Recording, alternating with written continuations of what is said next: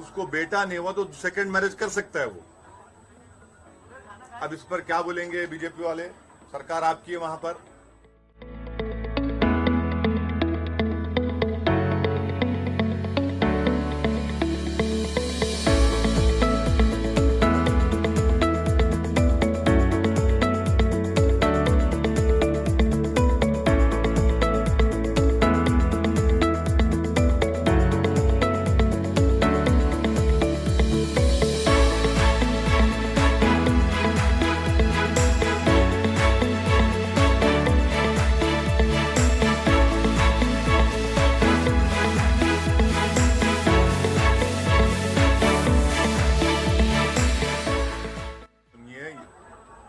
यकसा civil code को इस देश की जरूरत नहीं है।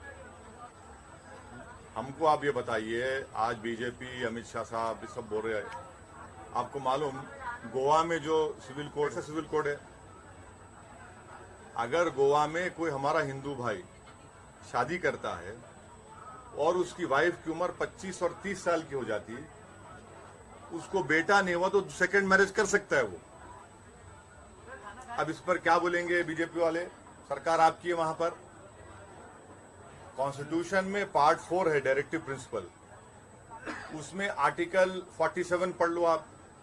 प्रोहिबिशन लगाओ अल्कोहल के ऊपर, क्यों नहीं लगाते भैया? डायरेक्टिव प्रिंसिपल में लिखा हुआ है शायद आर्टिकल 38 में कि सबको इनकम जितना हो सके बराबर होनी चाहिए। कहाँ इनकम किधर है? देश की 90% दौलत देश के 10-15 पूंजीपति के पास है। फिर उसी से डायरेक्टिव प्रिंसिपल लिखा हुआ है कि इक्विटेबल डिस्ट्रीब्यूशन रिसोर्सेज होना चाहिए। अरे कहाँ है भैया, कहाँ हो रहा हो आप? सिर्फ इसका अच्छा हमारे को ये बताइए कि शराब के ऊपर क्यों पाबंदी नहीं याद करते? शराब लगाओ ना पाबंदी, बंद करो शराब। बीजेपी जहां सरकार में आप डायरेक्टिव प्रिंसिपल्स का महात्मा गांधी ने खुद बोला था, जैसा आपने गुजरात में लगाया, चलो वैसा ही थोड़ा बहुत करके लगाओ ना, लगाओ आप जहां आप सरकार में। शराब पे आप नहीं लगाना, बंद नहीं करना चाहते। क्यों बंद नहीं करना चाहते? क्योंकि शाम में 6:30 बजते कि आपको होना, आपको ठंडा होना, आपको नहीं तो आप ढीले पड़ जाते।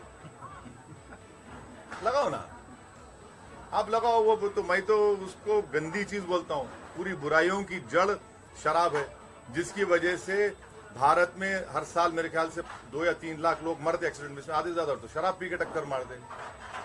महिलाओं पर वायलेंस होता, बच्चों पे वायलेंस होता। आप बंद करो ना। अभी डायरेक्टिव प्रिंसिपल्स में लिखा हुआ है, शराब क्यों नहीं बंद करना चाह रही बीजेपी? बंद करो ना, चलो आपके स्टेट में लगा दो, बंद कर दो आप वहां नहीं बंद करेंगे तो यूनिफॉर्म एंड कॉमन कोड में जमीन आसमान का फर्क है कि दयाबागा स्कूल ऑफ थॉट रहेगा, मिताक्षरा स्कूल ऑफ थॉट रहेगा, बताओ हमारे को। और हिंदू अनडिवाइडेड फैमिली में टैक्स रिबेट मुसलमानों को, सिख को, क्रिश्चियन को क्यों नहीं मिलता भाई? ये राइट टू इक्वालिटी का वायलेशन नहीं है? और मेघालय, मिजोरम, नागालैंड में हमने कॉन्स्टिट्यूशन में उनके कल्चर को प्रोटेक्शन करने का वादा किया कॉन्स्टिट्यूशन में, आप उसको निकाल देंगे? हाँ, और मेरा जो कल्चर है मुस्लिम, वो आर्टिकल 26 का प्रोटेक्शन है मेरे को। इकोनॉमी बढ़ गई, कोयला निकालने के लिए आपको पैसेंजर ट्रेन को कैंसिल करना पड़ रहा, आपको अनएम्प्लॉयमेंट बढ़ रहा, महंगाई बढ़ रही, मगर आपको फिक्र है यूनिफॉर्म सिविल कोड की। हम इसके खिलाफ है और लॉ कमीशन खुद ये कह दिया कि भारत में यूनिफॉर्म सिविल कोड की जरूरत नहीं।